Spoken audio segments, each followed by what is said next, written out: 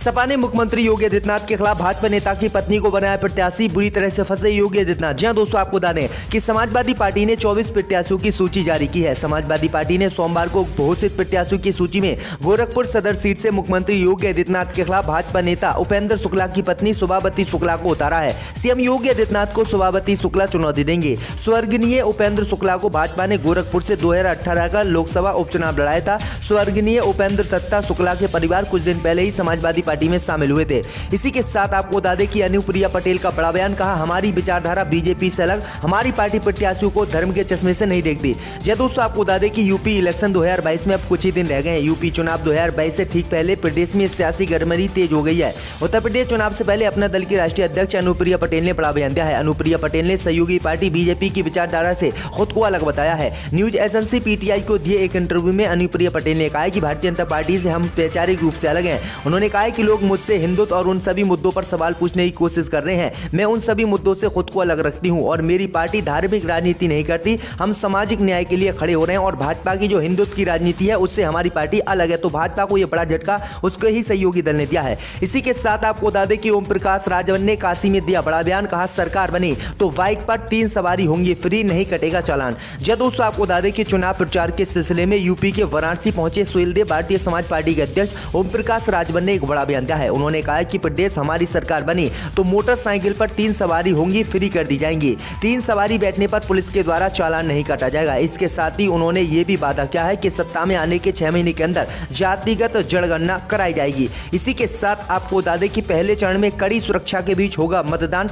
तैनात होंगी अर्धसैनिक बलों की 800 कंपनियां। जब दोस्तों आपको बता दें कि पहले चरण का मतदान निष्पक्ष व शांतिपूर्ण संपन्न कराने के लिए पुलिस ने अपनी तैयारी लगभग पूरी कर ली है। 58 विधानसभा क्षेत्रों के 10,776 पोलिंग बूथ पर अर्धसैनिक बल का कड़ा पहरा होगा। लगभग 800 कंपनियां अर्धसैनिक बल को पोलिंग बूथ के अलावा अन्य संवेदनशील इलाकों में तैनात किया जाएगा। इसके साथ ही पुलिस, पीएसी व होमगार्ड जवान भी मुस्तैद रहेंगे। डीजीपी मुकुल गोयल ने हर छोटे बड़े विवाद को पूरी गंभीरता से लेते त्वरित कार्रवाई किए जाने के साथ ही इंटरनेट मीडिया की लगातार निगरानी के भी निर्देश दिए हैं। पहले चरण का चुनाव 11 जिलों में हो रहा है। इनमें आगरा, मथुरा, मेरठ, बागपत, शामली व गाजियाबाद के 13 संवेदनशील विधानसभा क्षेत्र भी साथ हैं। इसी के साथ आपको बता दें कि यूपी के एमएलसी की 36 सीटों के लिए चुनाव तारीख बदली गई।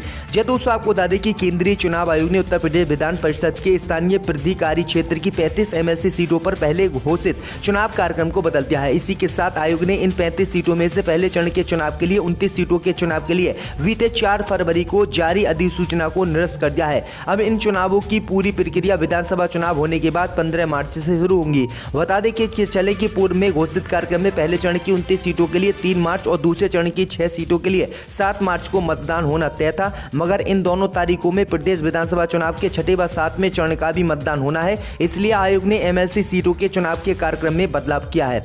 इसी के साथ आपको बता दें कि ओवैसी ने और 7 उम्मीदवारों की लिस्ट की जारी। जब दोस्तों आपको बता दें कि आगामी उत्तर प्रदेश विधानसभा चुनाव के लिए असदुद्दीन ओवैसी की पार्टी एआईएमएम ने 11वीं लिस्ट जारी कर दी है। इस बार पार्टी ने 7 और उम्मीदवारों को फाइनल किया है। यूपी विधानसभा चुनाव के लिए एआईएमएम ने अब तक 79 प्रत्याशियों को फाइनल कर दिया है। रविवार को जारी हुई 11वीं लिस्ट के अनुसार ओवैसी की पार्टी ने प्रयागराज की इलाहाबाद दक्षिण सीट से मोहम्मद फरहान, बाराबंकी की दरियाबाद सीट से मुसब्बिर अहमद, बाराबंकी की जैतपुर सुरक्षित सीट से आकाश कुमार दीवान, प्रतापगढ़ से इसरार अहमद, प्रतापगढ़ की ही रानीगंज सीट से अनिल सरोज, बलरामपुर की गौनसारी से साबुद्दीन और कसम्बी की चैल सीट से मोहिबुक हक को प्रत्याशी बनाया है। तो ये बड़ी अपडेट आ रही दोस्तों कि एआईएमएम पार्टी ने ये काफी उम्मीदवारों की लिस्ट जारी की है। इसी के साथ आपको बता दें कि करहल में भाजपा पर बरसे अखिलेश यादव, बोले जनता इस बार भाजपा का ट्रांसफार्मर उड़ा देगी। जब दोस्तों आपको बता दें कि समाजवादी पार्टी के अध्यक्ष अखिलेश यादव ने बीजेपी पर जुबानी हमला किया है। अखिलेश यादव ने कहा है कि इस बार जनता के उत्साह के सामने भारतीय जनता पार्टी का ट्रांसफर उड़ जाएगा। मैं पूरे दावे के साथ कह सकता हूं कि भाजपा अपना ट्रांसफार्मर नहीं बचा पाएगी। इसके साथ ही अखिलेश यादव ने कहा है कि कोविड नियमों का पालन करते हुए मैं ये कह सकता हूं कि इस चुनाव का सबसे बड़ा अगर कार्यक्रम कहीं हो रहा है तो करहल विधानसभा सीट में हो रहा है। इसी के साथ साथ आपको बता दें कि बीजेपी विधायक सुरेंद्र सिंह का भाजपा ने काटा टिकट, तो निर्दलीय चुनाव लड़ने का विधायक ने किया ऐलान। जी दोस्तों, आपको बता दें कि बीजेपी ने अपने मौजूदा विधायक का टिकट काट दिया है, जिससे नाराज होकर विधायक ने अकेले ही निर्दलीय चुनाव लड़ने का ऐलान कर दिया है। वहीं आपको बता दें कि निर्दलीय चुनाव लड़ने से अब भाजपा को बड़ा नुकसान होने की आशंका है, क्योंकि बीजेपी के ये मौजूदा विधायक हैं और लगातार ये विवादित बयान भी देते रहते हैं। इसी के साथ आपको बता दें कि यूपी चुनाव के बीच शासन हुआ सख्त, मांगा अफसरों व कर्मचारियों की आमदनी का ब्यौरा। जी दोस्तों, आपको बता दें कि यूपी चुनाव जैसे जैसे नजदीक आ रहा है, शासन सतर्क होता जा रहा है। शासन कोई भी रिक्त, कोई भी गलती ना हो, इसके लगातार सब पर नजर बनाए हुए है। वहीं आपको बता दें कि शासन ने एक और आदेश उत्तर प्रदेश में जारी किया है। वहीं आपको बता दें कि आदेश में जारी अधिक संपत्ति वाले कर्मचारी और अधिकारियों का रिकॉर्ड मांगा है। वहीं आपको बता दें कि डीएम को शासन ने आदेश दिया है कि पिछले 3 सालों से आय से अधिक संपत्ति वाले कर्मचारी और अधिकारियों की सूची तैयार कर उसकी जाँच की जाए। आपको बता दें कि सभी अधिकारी और कर्मचारी ITR भरते हैं, लेकिन चुनाव को देखते हुए शासन हर चीज की निरीक्षण बारीकी से कर रहा है। तो ये बड़ी अपडेट आ रही है। इसी के साथ आपको बता दें कि अखिलेश यादव ने योगी के गर्मी निकालने वाले बयान पर किया पलटवार, कहा गर्मी नहीं, सपा की सरकार नहीं तो निकालेंगे भर्ती। जी दोस्तों, आपको बता दें कि यूपी चुनाव के लिए प्रचार में लगे अखिलेश यादव योगी सरकार पर जमकर हमला कर रहे हैं। समाजवादी पार्टी के प्रमुख अखिलेश यादव ने रविवार को सीएम योगी के गर्मी निकल जाएगी वाले बयान पर पलटवार किया है। अखिलेश यादव बोले कि गर्मी निकालने के लिए हम नहीं, बल्कि अगर समाजवादी पार्टी की सरकार आएगी तो हम गर्मी नहीं बल्कि भर्ती निकालेंगे। अखिलेश यादव ने ये बात आगरा में एक रैली को संबोधित करते हुए कही है। बता दें कि इससे पहले एक रैली में अपने संबोधन के दौरान सीएम योगी आदित्यनाथ ने कहा था कि कैराना में तमंचावादी पार्टी का प्रत्याशी धमकी दे रहा है, यानी गर्मी अभी शांत नहीं हुई है, 10 मार्च के बाद ये गर्मी शांत हो जाएगी। इसी के साथ आपको बताएं दोस्तों कि दिव्यांग बुजुर्ग के वैलिड पेपर से बीजेपी के जबरदस्ती डलवाया वोट, बड़ा तनाव।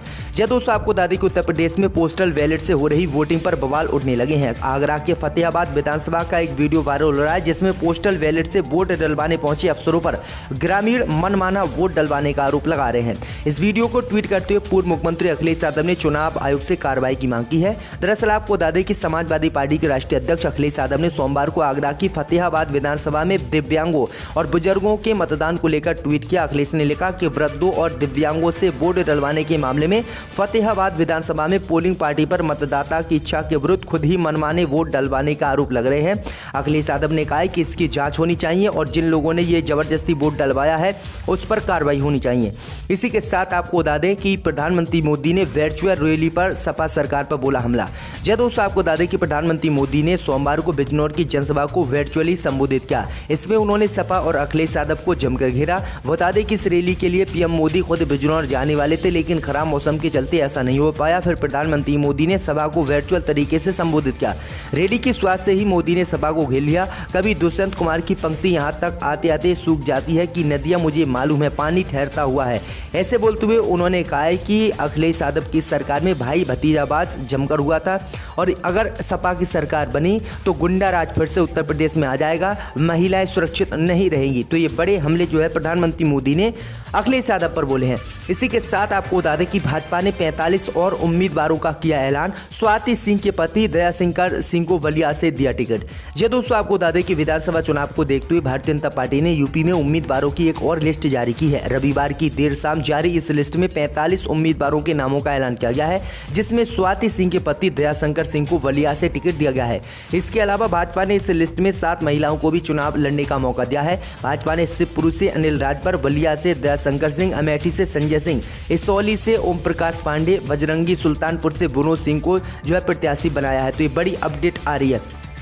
इसी के साथ आपको बता दें कि आचार्य प्रमोद कृष्ण ने बताया कांग्रेस ने क्यों अखिलेश के खिलाफ नहीं उतारा करहले में प्रत्याशी। जब दोस्तों आपको बता दें कि गुन्नौर विधानसभा क्षेत्र में कांग्रेस प्रत्याशी विजय शर्मा के पक्ष में चुनाव प्रचार करने के लिए आए आचार्य प्रमोद कृष्ण गुन्नौर पहुंचे, जहां पैठ बाजार में जनसभा के बाद प्रेस वार्ता करते हुए आचार्य प्रमोद कृष्ण ने कहा कि उत्तर प्रदेश में जो हालात हैं उसके लिए जितनी भाजपा जिम्मेदार है उतनी ही सपा भी है, क्योंकि सपा और भाजपा दोनों मिले हुए हैं। बसपा का कोई अस्तित्व नहीं बचा है। बसपा राजनीति में एक साइड हो चुकी है। उन्होंने कहा कि उत्तर प्रदेश में केवल तिरंगा और उसकी नेता प्रियंका गांधी है, इसके अलावा अब उत्तर प्रदेश में कोई विकल्प नहीं बचा है। कांग्रेस नेता आचार्य प्रमोद कृष्ण ने इस दौरान ये भी बताया है कि कांग्रेस ने समाजवादी पार्टी के राष्ट्रीय अध्यक्ष अखिलेश यादव के खिलाफ करहल विधानसभा सीट पर प्रत्याशी क्यों नहीं उतारा। उन्होंने कहा कि हमने करहल से अखिलेश यादव के सामने कांग्रेस प्रत्याशियों को हटाकर रायबरेली में सोनिया गांधी के सामने से सपा प्रत्याशियों को हटाने का कर्ज उतार दिया है। इस बार मुझे पूरा विश्वास है कि उत्तर प्रदेश की जनता कांग्रेस को पूर्ण बहुमत प्रदान करेगी और फिर सरकार हमारी ही बनेगी। तो ये बड़ी अपडेट आ रही है, बड़े दावे उन्होंने किए हैं।